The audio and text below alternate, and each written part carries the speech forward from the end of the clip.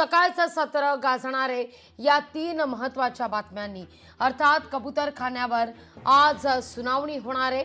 काल जो दादरमध्ये वाद झाला, गोंधळ उडाला, त्यानंतर कबूतरखाना बंद संदर्भात आता हे सगळं प्रकरण कोर्टात जाऊन पोहोचल्यानंतर आज उच्च न्यायालयात या संदर्भात पहिली सुनावणी होईल।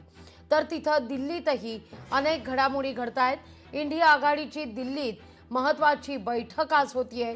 विशेष म्हणजे विधानसभा निवडणुकीनंतर एकही बैठक इंडिया आघाडीची झालेली नव्हती। ही पहिलीच बैठक विधानसभा निवडणुकीनंतर दिल्लीत होतीये इंडिया आघाडीची। तर राहुल गांधी यांच्या निवासस्थानी डिनर डिप्लोमसी सुद्धा होणार आहे। तर तिसरी महत्त्वाची बातमी आहे, उत्तराखंडमध्ये जलप्रलय झालेला आहे आणि या महाप्रलयात महाराष्ट्रातले जवळपास 50 नागरिक बेपत्ता असल्याचं कळत आहे।